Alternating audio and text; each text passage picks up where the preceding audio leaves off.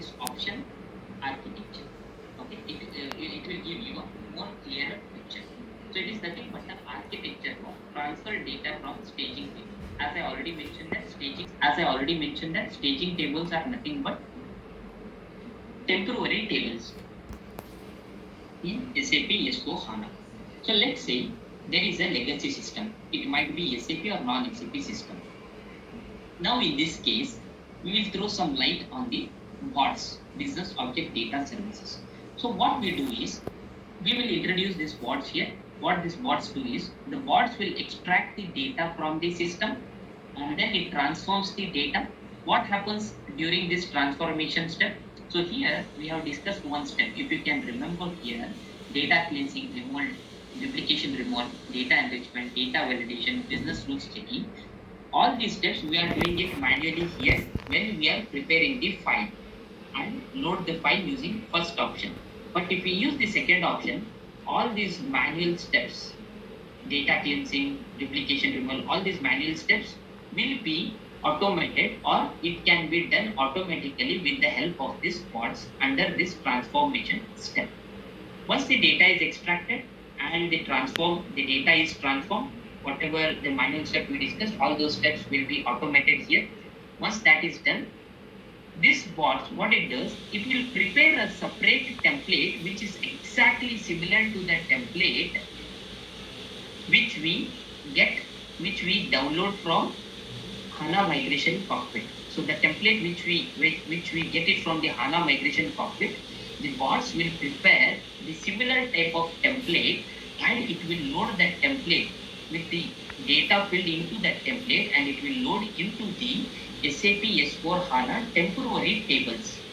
Okay, this template is stored in a separate schema.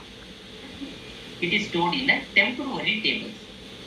But at this stage, please note that once the BODS store all those templates filled with the data into the temporary tables, these are not exactly placed into the actual tables of SAP S/4HANA. They are into the temporary tables. When these temporary table data get loaded into the actual tables, when we select this option 2 and we select this second option, transfer data from staging tables. Now the data is stored into the staging tables. That is nothing but a temporary tables which we can see here in the architecture. Okay, now the data is stored in temporary tables. Once we select this second option, radio button, and start executing the project, so at that time, this HANA Migration Cockpit will call these temporary tables which is stored in a schema, and in the backend, the particular respective BAPI will run to push or load the data into the actual tables here.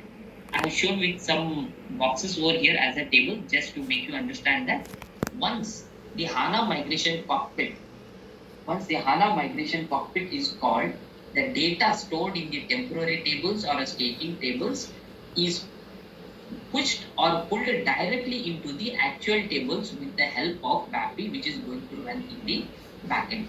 This is how the data is going to be loaded using HANA Migration Cockpit with this second option, transfer data from staging tables. If you use this option over here, this is how the data is going to be loaded into the actual tables using HANA Migration Cockpit.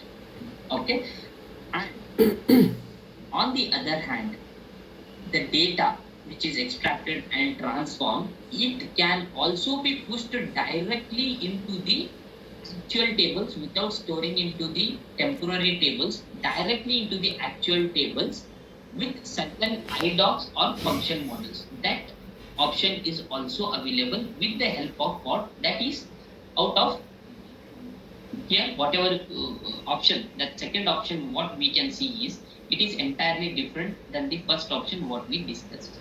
So without storing it into the temporary or staging tables, if you want the BODS to push the actual data which has been extracted and transformed from the legacy system directly into the actual tables with the help of IDOCs or function models. That can also be done as a separate or a different step. But here in this case, we want to know what exactly is this step, transfer data from staging table. This is how the data is transferred to the actual tables with the help of this transfer data from staging tables with the help of this mods. This is how the second option is used. And now, what is this mass transfer ID? The importance of this mass transfer ID here is that suppose if you want to do import and export activity of a particular project which is created in quality system, and if you want to export it and you want to import it into the production system, then this mass transfer ID in both the systems should match or it should be similar. Otherwise, the import and export is not possible.